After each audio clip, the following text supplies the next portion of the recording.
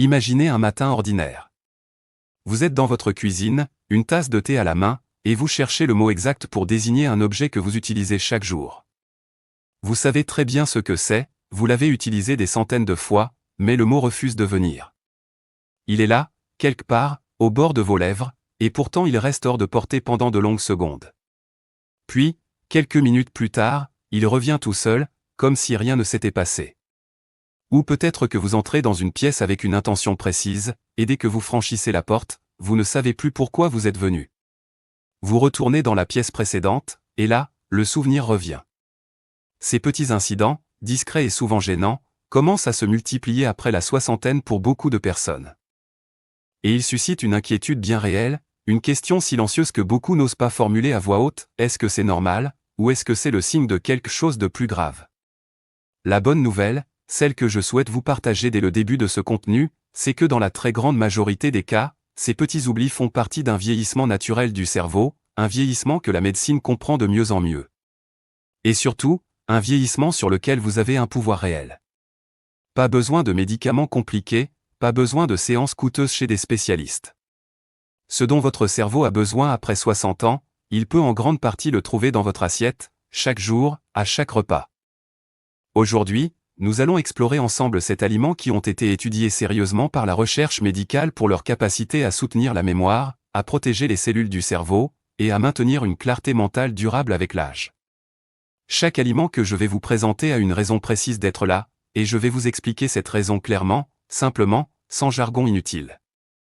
Restez avec moi jusqu'à la fin, car certaines de ces informations pourraient véritablement changer votre façon de vous nourrir et de prendre soin de votre esprit. Je suis médecin, et cela fait plus de 30 ans que j'accompagne des patients adultes, notamment des hommes et des femmes de plus de 60 ans, dans leur parcours de santé. Au fil des années, l'une des préoccupations qui revient le plus souvent dans mon cabinet, c'est justement la mémoire. Les patients me posent des questions sur leurs oublis, leurs difficultés de concentration, leur impression que leur esprit fonctionne un peu moins vite qu'avant.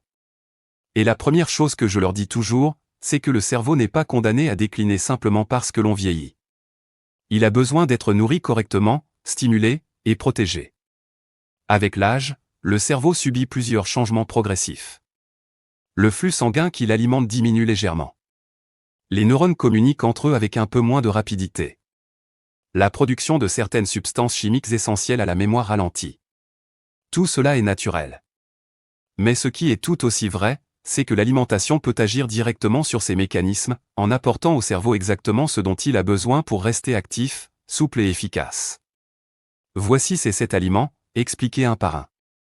Le premier aliment dont je veux vous parler, c'est le poisson gras, et en particulier les sardines, le maquereau, le saumon et les anchois. Ces poissons sont remarquablement riches en acides gras oméga 3, et plus précisément en 2 formes très importantes, l'EPA et le DHA. Le DHA, en particulier, est un constituant majeur des membranes de nos neurones. Il contribue à leur fluidité et à leur capacité à transmettre les signaux nerveux correctement.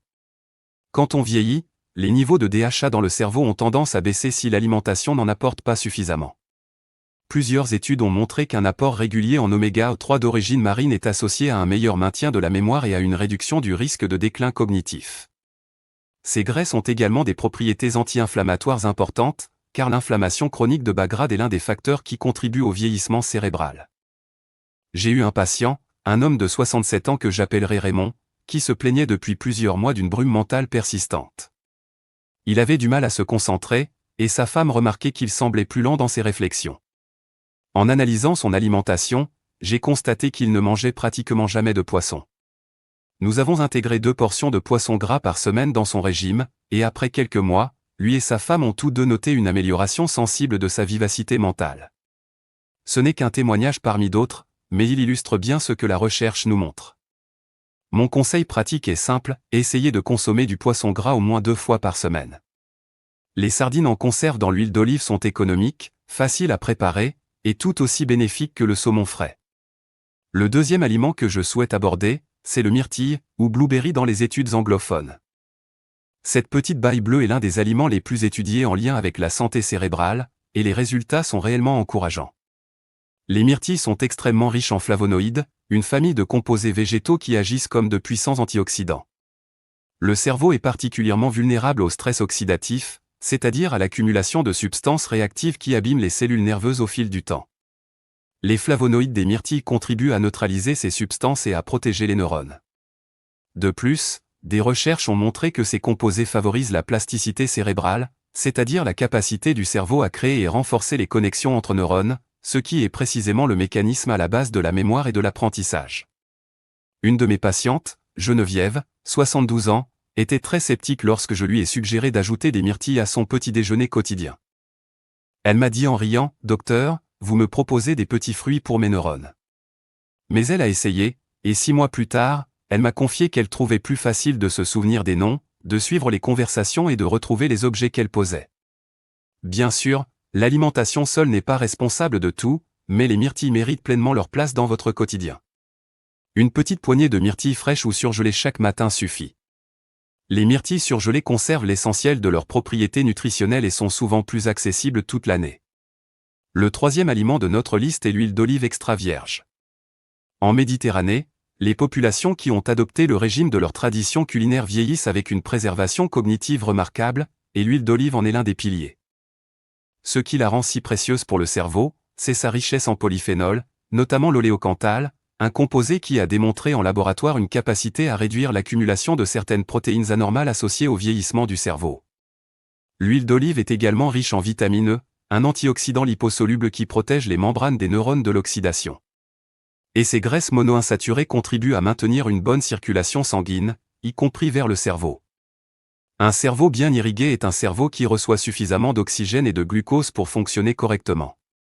Un de mes patients de 70 ans, Marcel, avait remplacé depuis longtemps le beurre et les huiles végétales raffinées par de l'huile d'olive extra vierge pour assaisonner ses plats. Son bilan cardiovasculaire était excellent, et lors de nos échanges, il me décrivait une clarté mentale qu'il attribuait volontiers à sa table méditerranéenne héritée de sa mère. La recherche lui donne en grande partie raison. 2 à 3 cuillères à soupe d'huile d'olive extra vierge par jour, utilisée crue sur les salades ou les légumes cuits, constitue une habitude simple et délicieuse pour le cerveau. Le quatrième aliment est les noix, et plus particulièrement les cerneaux de noix. Parmi tous les fruits à coque, les noix occupent une place à part en matière de santé cognitive. Leur forme ressemble d'ailleurs, de manière presque symbolique, à un cerveau humain. Et leur composition est réellement exceptionnelle pour cet organe. Les noix contiennent des oméga-3 d'origine végétale, de la vitamine E, de la mélatonine naturelle, et surtout des polyphénols comme l'acide élagique. Ensemble, ces composés agissent à plusieurs niveaux, ils réduisent l'inflammation cérébrale, protègent les neurones contre le stress oxydatif, et soutiennent la production de neurotransmetteurs essentiels à la mémoire. Une étude menée sur des adultes d'âge mûr a montré que ceux qui consommaient régulièrement des noix obtenaient de meilleurs résultats dans des tests de mémoire et de traitement de l'information. Je me souviens d'une patiente, André, 68 ans, qui avait pris l'habitude de grignoter des chips ou des biscuits en regardant la télévision le soir. Ensemble, nous avons remplacé ces collations par une petite poignée de noix. En quelques semaines, elle m'a rapporté qu'elle dormait légèrement mieux, ce qui n'est pas anodin, car le sommeil est directement lié à la consolidation de la mémoire. Les noix, c'est 7 à 10 cerneaux par jour, ni plus ni moins. C'est suffisant pour bénéficier de leurs vertus sans dépasser l'apport calorique raisonnable. Le cinquième aliment de notre sélection est le curcuma. Cette épice dorée, utilisée depuis des millénaires dans la cuisine asiatique et dans la médecine ayurvédique, contient un composé actif remarquable appelé curcumine. La curcumine a fait l'objet de nombreuses recherches pour ses effets anti-inflammatoires puissants et sa capacité à traverser la barrière hémato-encéphalique, c'est-à-dire à pénétrer directement dans le cerveau. Une fois dans le cerveau, la curcumine a démontré plusieurs actions protectrices. Elle inhibe des mécanismes inflammatoires qui peuvent endommager les neurones sur le long terme. Elle contribue à soutenir la production du facteur neurotrophique dérivé du cerveau, souvent appelé BDNF, une protéine essentielle à la survie et à la croissance des neurones. Un niveau de BDNF élevé est associé à une meilleure mémoire et à une plus grande résistance au déclin cognitif lié à l'âge. Il faut savoir que la curcumine est mal absorbée seule. Pour en bénéficier pleinement, il est important de la consommer avec du poivre noir, qui contient de la pipérine, une substance qui augmente son absorption de manière spectaculaire. J'ai souvent conseillé à mes patients d'ajouter une cuillère à café de curcuma avec une pincée de poivre noir dans leur soupe, leur plat mijoté ou leur bouillon du soir. Un patient de 71 ans, Pierre, qui souffrait aussi de douleurs articulaires légères, m'a rapporté que depuis qu'il intégrait le curcuma régulièrement dans sa cuisine, il se sentait à la fois moins raide et mentalement plus alerte. Ce n'est pas magique, mais c'est cohérent avec ce que la science nous enseigne. Le 6e aliment que je vous recommande, ce sont les légumes à feuilles sombres, comme les épinards, le chou frisé, la roquette, la mâche et les feuilles de blette. Ces légumes sont d'une richesse nutritionnelle extraordinaire pour le cerveau. Ils contiennent de la vitamine K, des folates, de la lutéine, et des bêta-carotènes, tous des éléments qui soutiennent les fonctions cognitives. La lutéine, en particulier, est un pigment caroténoïde qui s'accumule dans le tissu cérébral et qui a été associé dans plusieurs études à un meilleur maintien de la mémoire épisodique, c'est-à-dire la mémoire des événements vécus. Les folates, eux, jouent un rôle dans la régulation de l'homocystéine, un acide aminé qui, lorsqu'il est présent en excès dans le sang, est associé à un risque accru de déclin cognitif et de maladies vasculaires cérébrales. Après 60 ans, l'absorption des folates tend à diminuer et les niveaux d'homocystéine peuvent augmenter. Manger régulièrement des légumes verts à feuilles constitue une des meilleures façons de maintenir cet équilibre naturellement.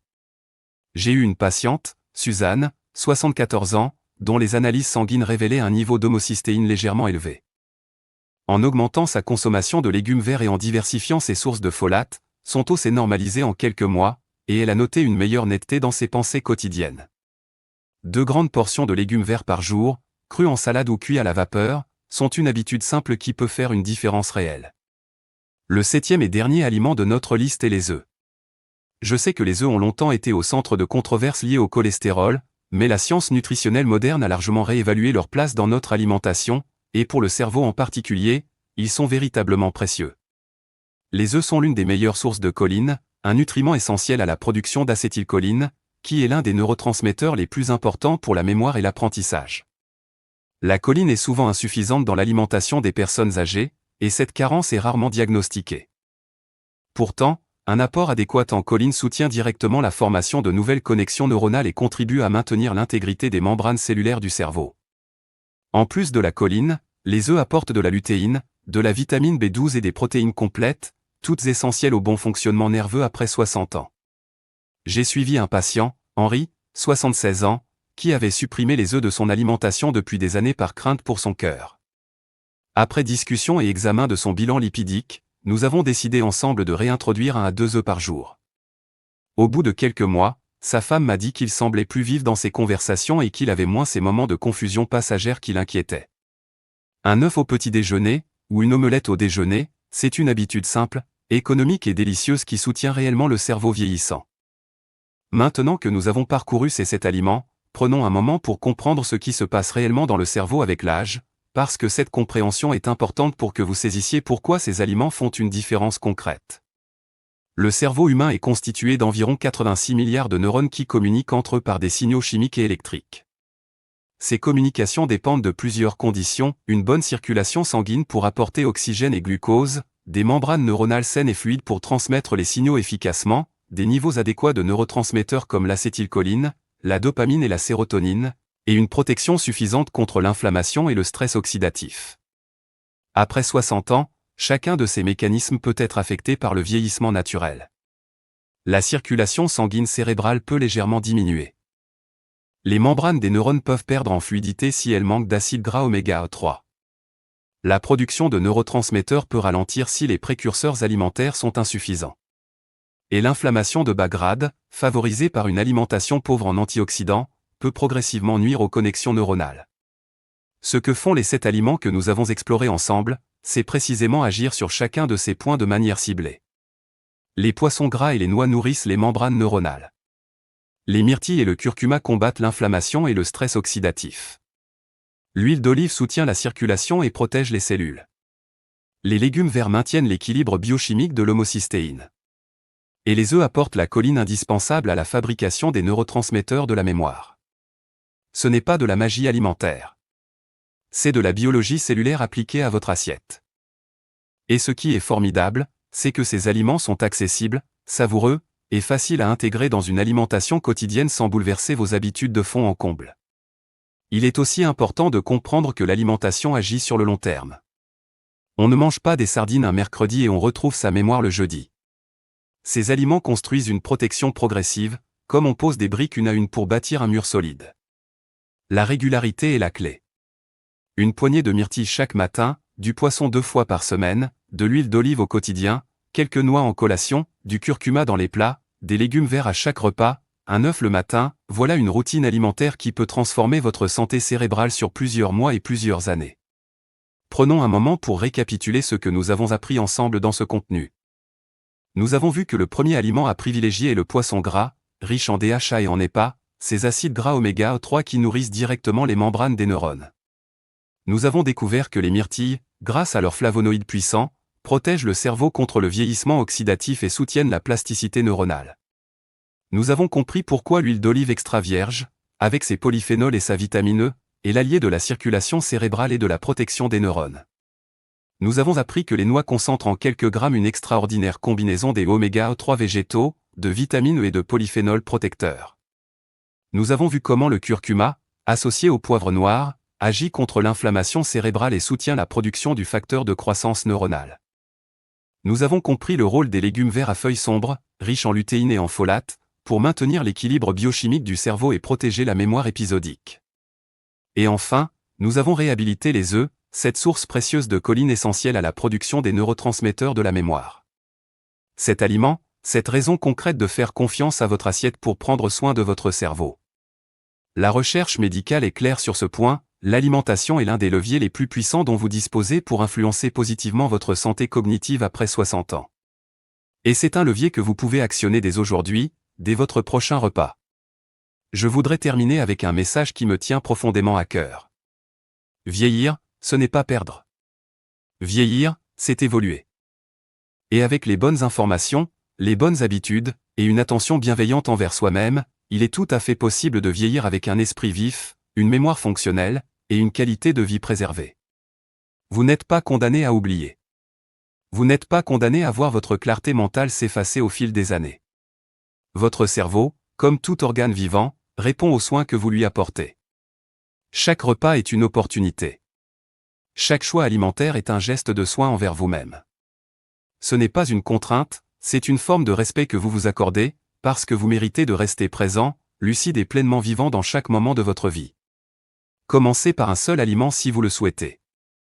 Ajoutez-en un autre la semaine suivante. Avancez à votre rythme, sans pression, mais avec la conviction que chaque petit geste compte. Votre cerveau a construit vos souvenirs, vos connaissances, votre histoire, vos liens avec ceux que vous aimez.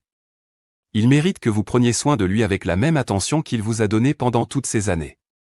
Et il n'est jamais trop tard pour bien commencer.